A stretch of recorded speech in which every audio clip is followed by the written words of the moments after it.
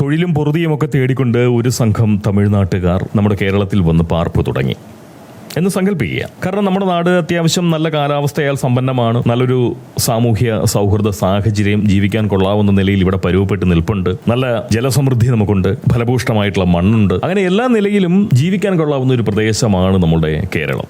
അത് കണ്ടുകൊണ്ട് സ്വാഭാവികമായിട്ടും തമിഴ്നാട്ടിൽ നിന്ന് കുറച്ച് ആളുകൾ കേരളത്തിൽ വന്ന് പാർപ്പ് തുടങ്ങി. അവരുടെ ഏറ്റവും വലിയ പ്രത്യേകത എന്താണെന്ന് വെച്ച് കഴിഞ്ഞാൽ അവരെല്ലാവരും കടുത്ത രജനി ഭക്തരായിരുന്നു. ചെറിയ തോതിലല്ല, അതിശക്തമായിട്ടുള്ള രജനി ബാധ തന്നെ തീണ്ടിയിട്ടുള്ള ആളുകൾ. ലോകത്ത് ഇതുപോലൊരു നടൻ വേറെയില്ല, ഒരു താരം വേറെയില്ല. വേറെ ആരെയും അവർ അംഗീകരിക്കുന്നില്ല, വേറൊരു നടനെയും അവർ അംഗീകരിക്കുന്നില്ല. ഓൺലി രജനി മാത്രം. അതായിരുന്നു അവരുടെ മനോഭാവം. സ്വാഭാവികമായിട്ടും ഇത്രമാത്രം താരാരാധനയുള്ള ഒരു സമൂഹത്തെ അത്ര കണ്ട് പരിചിതരല്ലാത്തതുകൊണ്ട് മലയാളികൾ ആദ്യം ഇവരുടെ ഈ ഒരു പ്രകടനത്തെ സ്വല്പം രസത്തോടുകൂടി ആസ്വദിച്ചു. പോകെ ഇവരുടെ ഈ താരാരാധന, ഈ രജനി ഭക്തി എന്ന് പറയുന്നത് പൊറുതിമുട്ടുന്ന നിലയിൽ, മറ്റുള്ളവർക്ക് ബുദ്ധിമുട്ടുണ്ടാക്കുന്ന നിലയിലേക്ക് മാറിക്കൊണ്ടിരിക്കുകയാണ്. അതായത് മലയാളികളോട് ചോദിക്കുന്നു, ഞങ്ങളുടെ രജനി ഒരു തടവ് സൊന്നാൽ അത് 100 തടവ് സൊന്ന മാതിരി, എന്നാൽ നിങ്ങളുടെ മമ്മൂക്കയോ ലാലേട്ടനോ അങ്ങനെ സൊന്നുമോടെ, ആ നിലയിൽ സൊന്നുമോടെ എന്ന് ചോദിച്ചുകൊണ്ട് മലയാളികളുടെ താടിക്ക് ചെറുതായിട്ട് തട്ടുക, കവിളിനൊരു കുത്തു കൊടുക്കുക, തത്തിക്കുക. വെറുതെ ഒറ്റയ്ക്ക് ഒരു മലയാളി നടന്നു പോവുകയാണെങ്കിൽ ഈ തമിഴന്മാർ വന്നിട്ട്, ഈ രജനി ബാധ തീണ്ടിയ തമിഴന്മാർ വന്നിട്ട്, ഞങ്ങളുടെ രജനി സാർ സൊല്ലുന്ന പോലെ നിന്റെയൊക്കെ ലാലേട്ടനോ മമ്മൂക്കയൊക്കെ സൊന്നുമോടെ എന്ന് ചോദിച്ചുകൊണ്ട് തത്തിക്കുക. അതും കടന്ന് കേരളത്തിലെ തിയേറ്ററുകളിൽ മോഹൻലാലിൻ്റെയോ മമ്മൂട്ടിയുടെയോ അല്ലെങ്കിൽ മറ്റ് താരങ്ങളുടെയോ നടന്മാരുടെയോ നടിമാരുടെയോ ഒന്നും സിനിമകൾ പ്രദർശിപ്പിക്കാൻ പാടില്ല. ഞങ്ങളുടെ താരം, രജനി താരം, ഏകതാരം, മറ്റൊരു നടന്മാരെയും ഞങ്ങൾ അംഗീകരിക്കില്ല എന്ന് പറഞ്ഞുകൊണ്ട് ഈ തമിഴന്മാർ മുഴുവൻ കോലാഹലമുണ്ടാക്കാൻ തുടങ്ങിക്കഴിഞ്ഞാൽ, മലയാള നടീ നടന്മാരുടെ സിനിമകൾ തിയേറ്ററിൽ എത്തിക്കാൻ സമ്മതിക്കില്ല എന്ന് കേരളത്തിൽ നിന്നുകൊണ്ട് തമിഴ്നാട്ടുകാർ പറഞ്ഞാൽ എങ്ങനെ മലയാളികൾ അതിനോട് പ്രതികരിക്കും? ആ സാമൂഹ്യ സാഹചര്യത്തെ എങ്ങനെയാണ് നമുക്ക് കൈകാര്യം ചെയ്യാൻ പറ്റുക? ഞാനിത് ചോദിക്കാൻ കാരണം, ഈ കഴിഞ്ഞ ദിവസം ഒരു വീഡിയോ കണ്ടു. ലണ്ടനിൽ ലക്ഷക്കണക്കിന് ആളുകൾ പങ്കെടുത്തുകൊണ്ടുള്ള, വെള്ളക്കാർ പങ്കെടുത്തുകൊണ്ട്, ആ പ്രദേശവാസികൾ പങ്കെടുത്തുകൊണ്ടുള്ള വലിയ പ്രക്ഷോഭം. ആ സിംഹത്തിന്റെ ശില്പമൊക്കെ ഉണ്ടല്ലോ, അതിന് മുകളിൽ കയറി നിന്നുകൊണ്ട് ഒരു കയ്യിൽ കുരിശും മറ്റു കയ്യിൽ നമ്മുടെ ബ്രിട്ടീഷ് പതാകയും ഒക്കെ എന്തിക്കൊണ്ട് ഗംഭീരമായിട്ടുള്ള പ്രക്ഷോഭം. പ്രധാനമായും അവരുടെ ലക്ഷ്യം ഈ കുടിയേറ്റ വിരുദ്ധമായിട്ടുള്ള ഒരു പ്രക്ഷോഭം അവിടെ ആസൂത്രണം ചെയ്ത് നടപ്പിലാക്കുക എന്നുള്ളതാണ് ആ കൂട്ടത്തിന്റെ ലക്ഷ്യം. ഈ കുടിയേറ്റം എന്ന് പറഞ്ഞു കഴിഞ്ഞാലും കുടിയേറിയ സകലമാന ആളുകളെയും അവർ അത്ര കണ്ട് ലക്ഷ്യമിട്ടിട്ടുമില്ല. പ്രധാനമായും It has to be clear that Islam is our real enemy. We have to get rid of Islam. Islam doesn't belong to Europe. Islam doesn't belong to the UK. സമാധാന മതസ്ഥർക്കെതിരെയുള്ളൊരു പ്രക്ഷോഭമായിരുന്നു അത്. എന്തായിരുന്നു അതിന് കാരണം? ഞാൻ ഈ പറഞ്ഞ രജനി ബാധ തീണ്ടിയിട്ടുള്ള ഈ തമിഴന്മാർ കേരളത്തിൽ ഒരു പ്രശ്നമുണ്ടാക്കിയാൽ സമാനമായ ഒരു സാഹചര്യം സൃഷ്ടിക്കുകയായിരുന്നു. പോകാൻ പറഞ്ഞതിന് സമാനമായിട്ടുള്ളൊരു സാഹചര്യം ഇവിടെ സൃഷ്ടിക്കപ്പെടുകയാണെങ്കിൽ മലയാളികൾ എന്ത് ചെയ്യുമോ അത് തന്നെയല്ലേ ബ്രിട്ടീഷുകാർ ഇപ്പോൾ അവിടെ ചെയ്തത്? തമിഴന്മാർക്ക് രജനിബാധയാണ് പ്രശ്നമായിരുന്നതെങ്കിൽ, നമ്മുടെ സങ്കല്പ കഥയിലെ ആ തമിഴന്മാർക്ക് രജനിബാധയായിരുന്നു പ്രശ്നമെങ്കിൽ, ആ ഏകതാരമായിട്ടുള്ള രജനിബാധയായിരുന്നു അവരെ അലട്ടിയിരുന്നതെങ്കിൽ, ലണ്ടനിൽ ഏകദൈവമായിട്ടുള്ള സമാധാന മതസ്ഥരുടെ ആ ഏകദൈവമാണ് പൊറുതിമുട്ടിച്ചത് ലണ്ടൻകാരെ, ബ്രിട്ടീഷുകാരെ. സാധാരണ അവർ ഇത്രമാത്രം അക്രമാസക്തരായിട്ട് തെരുവിലിറങ്ങിയത് നമ്മളാരും കണ്ടിട്ടില്ല. പൊതുവേ ഒരാളെ 2 തെറി പറയണമെങ്കിൽ പോലും എക്സ്ക്യൂസ് മീ എന്ന് പറയുന്ന അതിര് കടന്ന സ്വഭാവ സവിശേഷത പേർന്ന ഒരു കൂട്ടരാണ് വെള്ളക്കാർ. അവരാണ് ഇത്രമാത്രം അക്രമാസക്തരായിട്ട് ഈ നിലയിൽ പെരുമാറിയത്, നിലതെറ്റിയതുപോലെ പെരുമാറിയത്.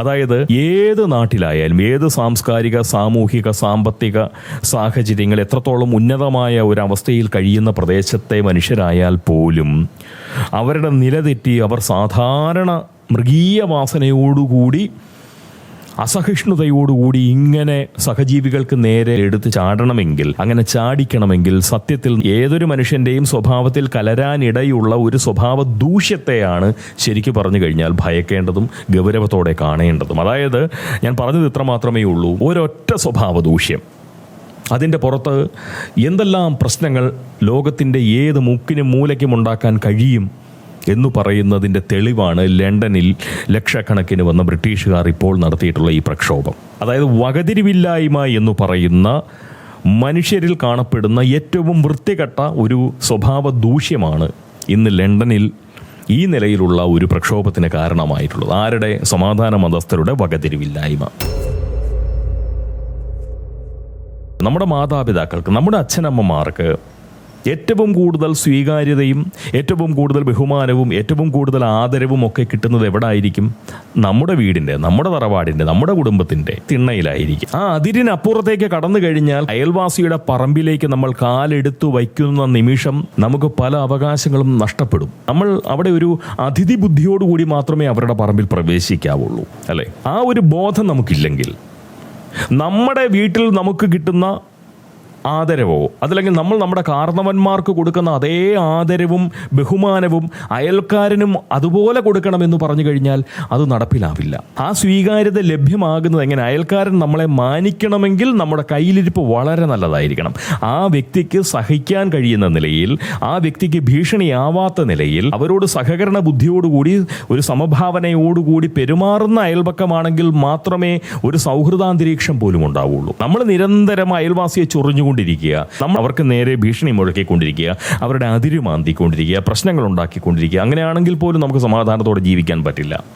അപ്പോൾ അതിര് കടന്നു കാണിക്കുന്ന തോന്നിവാസങ്ങളെ എന്ത് ചെയ്യണം? അതായത് മനസ്സിലാക്കേണ്ടത് ഇത്രയേ ഉള്ളൂ. അഭയം ചോദിച്ച് ചെന്നാൽ അതിഥിയുടെ ഒരു സ്വീകാര്യത പോലും അവിടെ കിട്ടില്ല. അഭയം തേടി ചെന്ന് കഴിഞ്ഞാൽ അവിടെ അതിഥിക്കും താഴെയാണ് സ്ഥാനം. അത് സ്വയം മനസ്സിലാക്കണം. അപ്പോൾ നമുക്കവിടെ ചില പരിമിതികളുണ്ട്.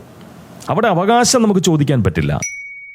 അഭയം തേടി ചെല്ലുന്നവൻ പതിയെ കുടിയേറ്റക്കാരനാവുന്നു, കുടിയേറ്റക്കാരൻ കയ്യേറ്റക്കാരനാവുന്നു. പിന്നെ പെറ്റും പെരുകിയും ഒക്കെ ആ നാടിൻ്റെ ആധിപത്യം നേടിയെടുക്കാൻ പരിശ്രമിക്കുന്നു എന്നൊക്കെ പറയുന്നത് അങ്ങേയറ്റം വകതിരിവില്ലായ്മയിൽ നിന്നും ക്രൂരതയിൽ നിന്നും മര്യാദയില്ലായ്മയിൽ നിന്നും സംഭവിക്കുന്ന കുഴപ്പങ്ങളാണ്, അല്ലേ? നമ്മുടെ അതിര് കഴിഞ്ഞാൽ നമ്മുടെ ദൈവം എന്ന് പറയുന്നത് തീർച്ചയായിട്ടും അവിടെ അതിഥി ദൈവമാണെന്നേ. ആ ഒരു ബുദ്ധി നമ്മൾ കാണിക്കണ്ടേ, അല്ലേ? അതിഥി ദൈവം. ഇപ്പോൾ ഒരു ഉദാഹരണം പറഞ്ഞാൽ, ഈ കഴിഞ്ഞ പ്രാവശ്യങ്ങളൊക്കെ ഫ്രാൻസിലും ജർമ്മനിയിലുമൊക്കെ ഗണേശോത്സവവുമായി ബന്ധപ്പെട്ട് വിനായക ചതുർത്ഥി അങ്ങനെയുള്ള കാര്യങ്ങളിൽ ഒരു വലിയ ആൾക്കൂട്ടം രസകരമായ നിലയിലുള്ള ആഘോഷ പ്രവർത്തനങ്ങളൊക്കെ അവിടെ നടത്തുന്നത് കൊണ്ട് എനിക്ക് സത്യം പറഞ്ഞാൽ അല്പം ഒരു പ്രയാസം തോന്നി.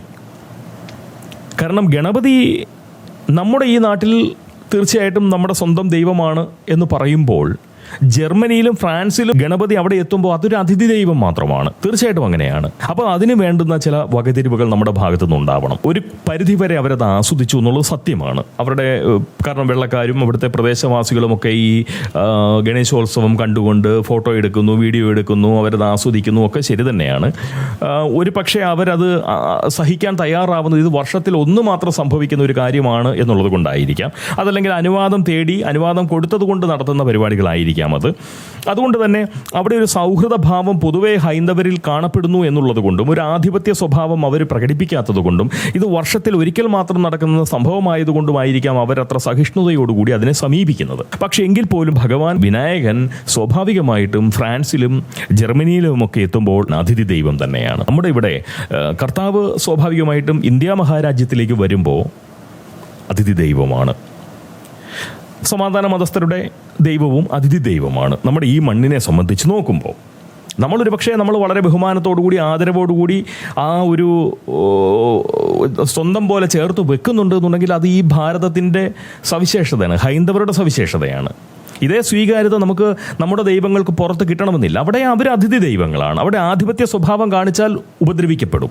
എവിടെയും ഞാൻ ഈ പറയുന്നത് സമാധാന മതസ്ഥർക്കെതിരെയുള്ള ഒരു പ്രക്ഷോഭമായിട്ടാണ് ലണ്ടനിൽ നടന്നതെങ്കിൽ അതിൻ്റെ പ്രധാനപ്പെട്ട കാര്യം അവർ വെച്ച് പുലർത്തുന്ന മതസ്ഥർ വെച്ച് പുലർത്തുന്ന വകതിരിവില്ലായ്മയാണ്. എവിടെയും എൻ്റെ ദൈവം വേറെ ആരും പാടില്ല എന്ന് പറയുന്ന തരത്തിലുള്ള മറ്റാരുടെയും ദൈവങ്ങളെ ഞങ്ങൾ അംഗീകരിക്കില്ല എന്ന് പറഞ്ഞുകൊണ്ട് ദയനീയമായിട്ട് അഭയാർത്ഥിയുടെ വേഷം കെട്ടിക്കൊണ്ട് അവിടെ ചെന്ന് കയറി, അവിടെ പെറ്റുകൂട്ടി, അവിടെ പെരുകി ആ മണ്ണിൻ്റെ അവകാശികളായി മാറുക, അവരുടെ സാംസ്കാരിക പരിസരത്തെ നശിപ്പിക്കുക, സാമൂഹ്യ സാഹചര്യത്തെ ഇല്ലാതാക്കുക, ആധിപത്യം ഉറപ്പിക്കുക, ആ നാട്ടിലെ പെണ്ണുങ്ങളോട് പോയിട്ട് സ്വർഗം വേണ്ടേടി നിനക്ക് തുണിയെടുത്ത് നടന്നുകൂടെ എന്ന് ചോദിക്കുക. എത്രമാത്രം വകതിരിവില്ലാത്ത പുങ്കന്മാരാണ് ഇവർ. Finding a good husband, you walk porn on the street, you seek our generation. Can you leave this, please? Yes, I can talk, I free speech, not of us, fuck off. I talk in the name of God. Okay. Yes, I'm sure. I love him, I love name of God. Yeah, I'm sure. ലോകത്ത് സകലയിടത്തും തല്ലി ഓടിക്കുന്ന സ്ഥിതിവിശേഷം ഇതുകൊണ്ടാണ് ഉണ്ടാവുന്നേ. അപ്പോൾ വകതിരിവില്ലായ്മ എന്നുള്ളത് കൊണ്ട് മാത്രം സംഭവിക്കുന്ന ഒരുപാട് ഉപദ്രവങ്ങളുണ്ട്. സമാധാന മതസ്ഥരെ സംബന്ധിച്ച് അവർക്ക് വകതിരിവേയില്ല. And the answer is simple. Stop the boats and send them back.